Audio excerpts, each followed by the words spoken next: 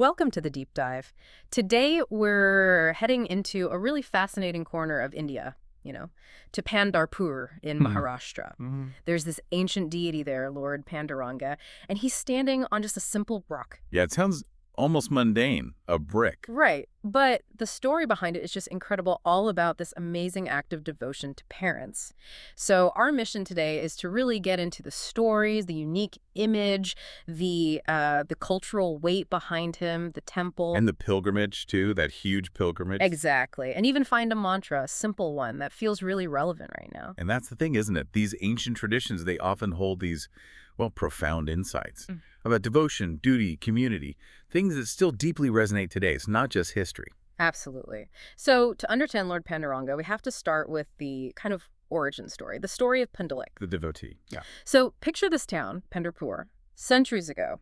Pundalik lived there, and he wasn't known for big spiritual displays. No, not at all. He was known for how much he loved and cared for his elderly parents. That was his entire focus, just looking after them. Total dedication. Meanwhile, you've got Lord Krishna way off in Dwarka, feeling a bit down, missing Brindavan. Missing those times. And this celestial sage, Lord Narada, visits Krishna, sees he's sad, and starts telling him about Pindalik. Ah, okay. So Narada brings the story to Krishna. Yeah, paints this picture of Pundalik's pure, simple devotion to his parents.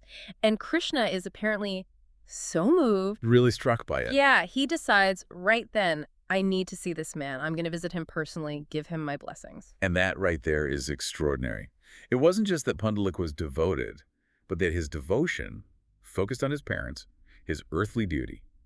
It was so powerful, it actually drew the Lord down. Pulled him in. Exactly. Usually you think of the devotee trying hard to reach God, right? Right, climbing the mountain, so to speak. But here, God seeks out the devotee. It really underlines this idea that selfless service, especially to parents, is seen as well, a supreme form of devotion. A path so strong it attracts divine grace directly, it turns family duty into something sacred. So let's picture the scene.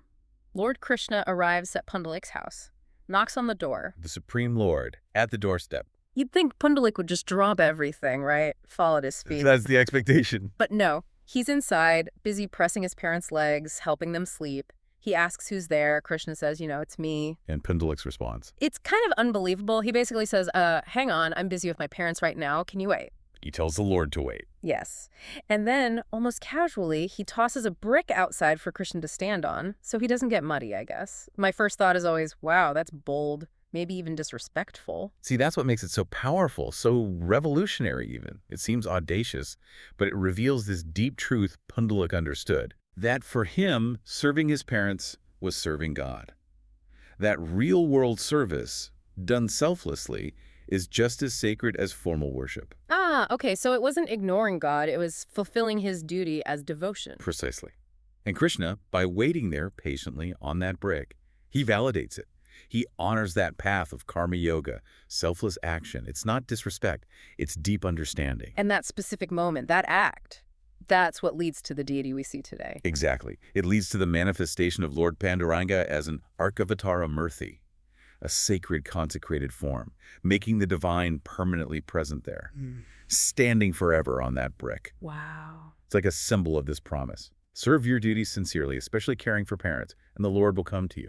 It's about focus, about the power in our daily tasks. That's incredible. So, okay, this Lord Panduranga standing on the brick, that moment is baked right into his name, isn't it? He's also called Vithoba? Yes. The names themselves are like little summaries of the story. In Marathi, Vit means brick, Okay, Vit is brick. and Fall means standing. So Videl, Yeah, it literally means standing on a brick. right there in the name. It constantly reminds you of Pundalik in that moment.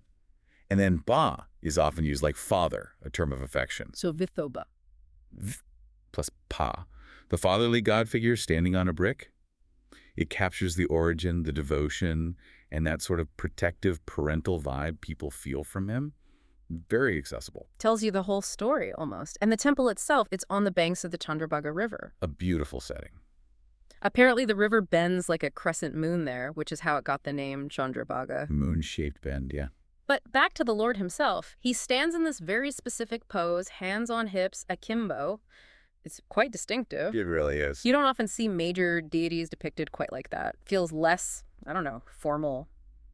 more human, maybe. That's a great way to put it. And that pose, it speaks volumes. One belief, a really lovely one, is that he's always ready, poised to just pull any devotee into an embrace. Like he's waiting for a hug. Exactly. Yeah. An open, welcoming gesture, no distance. Another view is that he's ready to offer himself like a gift to those who come. Ready to get himself away. Yeah. So this posture, it challenges that idea of a remote God. It shows a deity who's right there, involved, patiently waiting, totally available. It's this paradox. The Supreme Lord standing simply, showing humility, unconditional love, waiting for you. So accessible, patient, waiting, and this whole theme of what really counts, sincerity, the heart, not just outward show that comes up again in another story, like about a fisherman. Oh, absolutely. This one really drives the point home. Yeah. The story goes, there was this poor fisherman. He really wanted to offer something to the Lord, Okay. but all he had were the fish he'd just caught. I can see where this might cause issues in a temple setting. Exactly.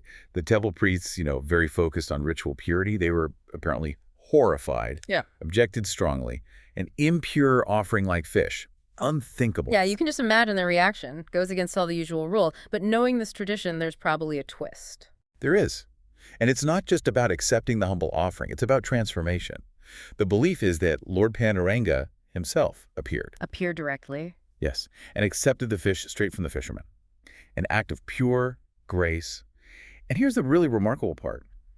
He's now believed to wear those very fish as his earrings. As earrings, fish. That's the tradition.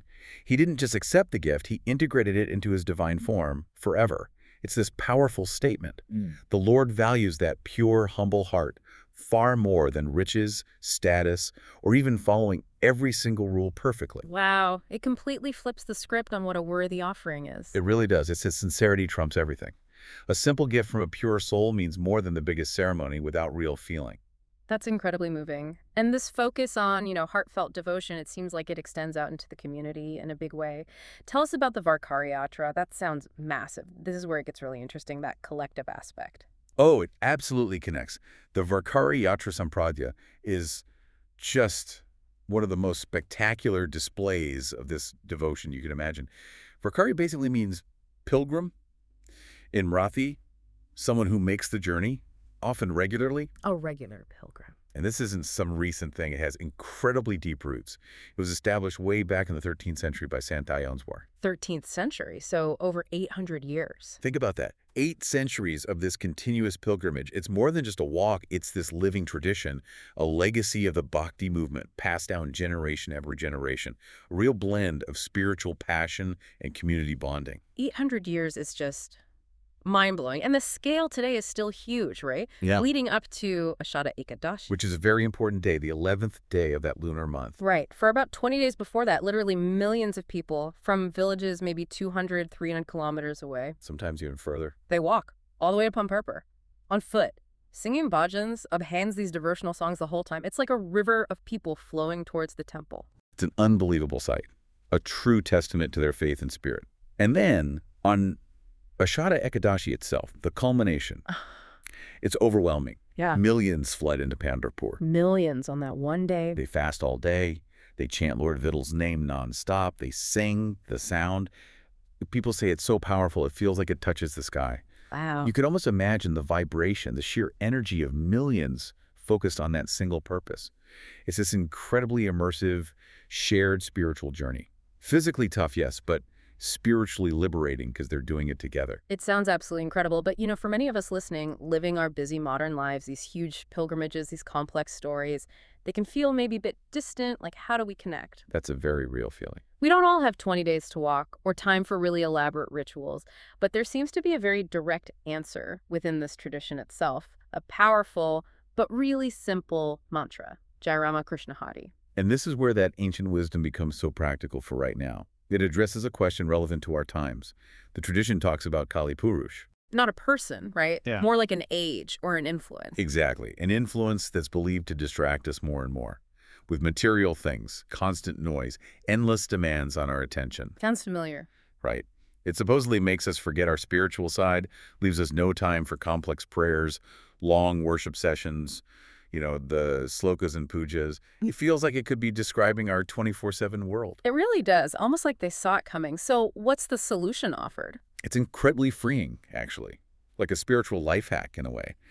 The tradition says, in these times, you don't need to recite hundreds of verses from the Vedas or learn complex chants or do long, elaborate rituals. So don't. No. Simply chanting that mantra Jai Rama Krishna Hari can bring all the same spiritual benefits. It makes devotion radically accessible to everyone. No barriers. That just cuts through everything. It really reinforces that core message of accessibility we've seen throughout the Panduranga tradition. Life is busy, it's distracting. This offers a straightforward path. Just chant the name. Jai Rama Krishna Hari. Whenever you can. Driving, walking, cooking, whenever. You invoke those divine names, each full of power, and you invite that presence into your life. It's immediate. A way to connect right now. A spiritual anchor in the middle of everything.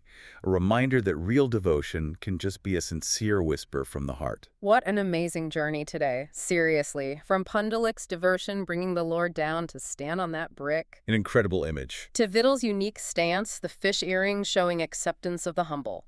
Then that massive, awe-inspiring Varkari pilgrimage. It's such a rich picture of faith, duty, community. It truly is. And for you listening, remember that simple mantra, Jai Rama Krishna Hari. It's right there. An accessible tool for connection, just a breath away. So what does this all really mean for us now? I think this dive shows how these old traditions offer timeless lessons. The power of selfless devotion, sure, but also how important family and duty are. And crucially, that spiritual connection is accessible, even when life feels overwhelming. It's not always about big gestures. Exactly. It's often about sincere intention, consistent inner practice, and that purity of heart you find in the simplest acts. So as we wrap up, here's something to think about. We live in a world that loves convenience, right? Instant results. What can Pundalik's patient service to his parents, or that demanding multi-day Varkari walk, or even just the simple repetition of Jai Rama Krishna Hari teach us about real commitment, about patience, about finding meaning that maybe isn't quick or easy? That's a powerful question. How might these ancient ideas make us rethink our own sense of duty, our own devotion in our everyday lives? Maybe reminding us that sometimes the deepest connections need us to slow down, to serve, or just simply to call out a name.